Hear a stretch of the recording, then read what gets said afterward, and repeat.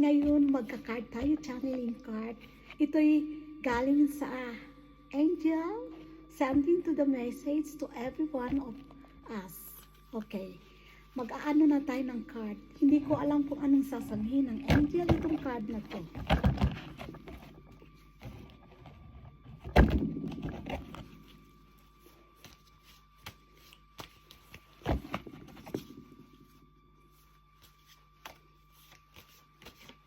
Okay. Ang tanong natin kung paano tayo maging successful sa ating buhay, lalo na sa ating naranasan, may naranasan tayo ng mga hindi magandang karanasan. Paano natin ito maalis at mabigyan natin ang ating buhay ng lakas na loob para makarating din sa ating buhay na ating inaasahan. Okay? Tingnan natin sa card. Go.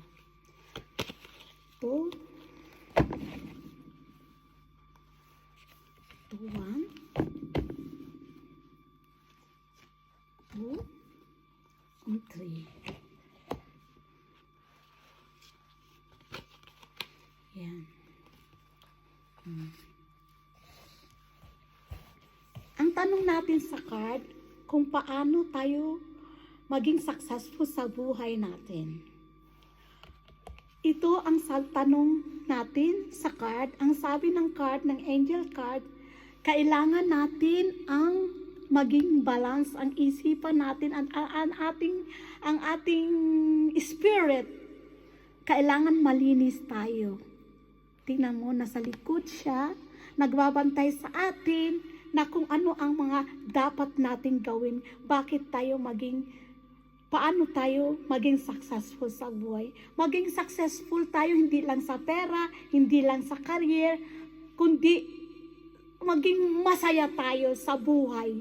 Yun ang mahalaga natin na marating, na ang masaya at healthy tayo. Kailangan na magsumunod tayo sa utos ng mga angel at God na kung paano tayo maging mabuting tao. Piliin natin ang maging masaya at maging mabuting tao. Kapag pinili natin ang maging mabuting tao tayo ay bibigyan ng lakas, ng positive energy ng angel, na siya ang nag-guide sa atin sa likuran. Yan, marating natin ang ating kaligayahan. Yan ang successful na tinatawag natin, na good health and happiness and freedom for sadness. Okay. Mag-celebrate tayo ng ating mga energy. Tingnan mo, maging energy natin positive dahil ang ating kaisipan, ang ating pananaw sa buhay na iiba. Nandoon tayo sa right direction in dimension na tinatawag. Kasi may dimension na pupuntahan natin. Hindi lang yung nandito tayo sa mundo, pero nandito pa lang tayo, nakarating na tayo sa ibang dimension na tinatawag na yan. Yung kaligayahan, yun ang success natin. Para tayong mga bata na nagsasayaw, na lumilipad dahil narating natin ang energy na tawag na yan, ang positive mind and positive heart. Yan ang tawag, ang mahalaga yan.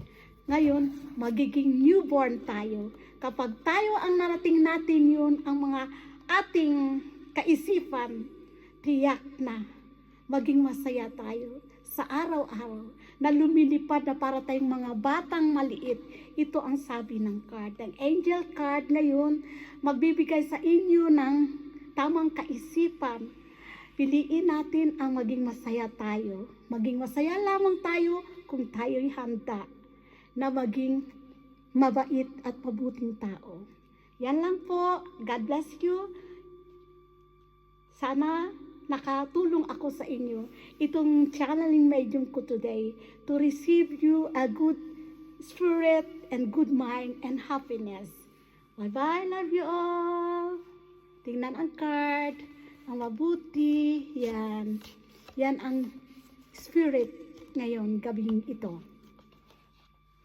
Bye-bye. Love you all.